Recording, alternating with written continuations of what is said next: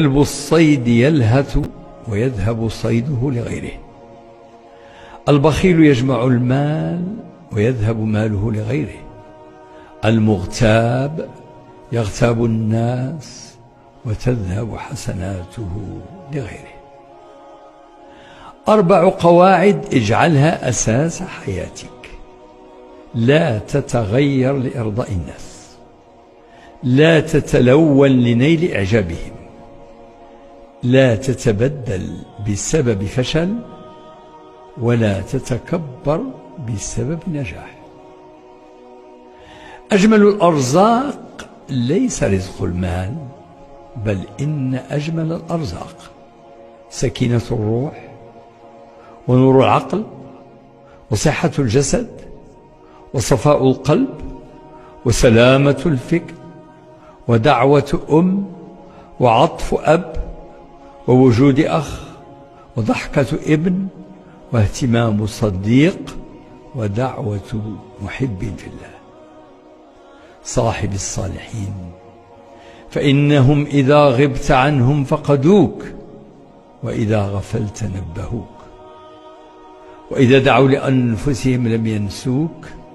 هم كالنجوم إذا ضلت سفينتك في بحر الحياة أرشدوك، وغدا تحت العرش ينتظروك.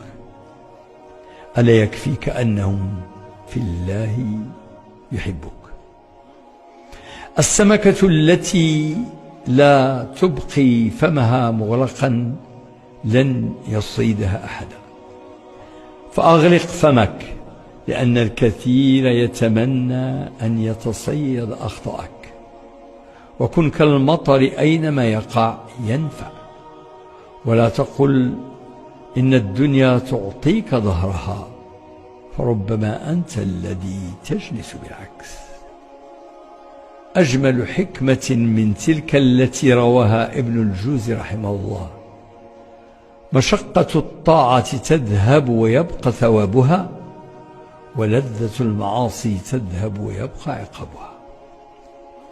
وقال رجل لصاحبه وهو يتأمل في القصور: أين نحن حين قسمت هذه الأموال؟ فأخذه صاحبه للمستشفى وقال له: وأين نحن حين قسمت هذه الأمراض؟ إذن فاحمد الله على كل حال وفي كل وقت. الحمد لله على نعمه وفضله. إذا أتعبك ألم الدنيا فلا تحزن، فربما اشتاق الله لسماع صوتك وأنت تدعوه. لا تنتظر السعادة حتى تبتسم، ولكن ابتسم حتى تكون سعيدا. لماذا تطيل التفكير والله ولي التدبير؟ ولماذا القلق من المجهول وكل شيء عند الله معلوم؟ لذلك اطمئن، فأنت في عين الله الحفيظ. وقل بقلبك قبل لسانك: فوضت أمري إلى الله. لا نعلم بعد رحمة الله ما الذي سيدخلنا الجنة، أهي ركعة أو صدقة أو سقيا ماء أو حاجة مؤمن قضيناها أو دعوة أو ذكر؟ فاعمل ولا تستصغر، دمتم في طاعة الله وحفظه.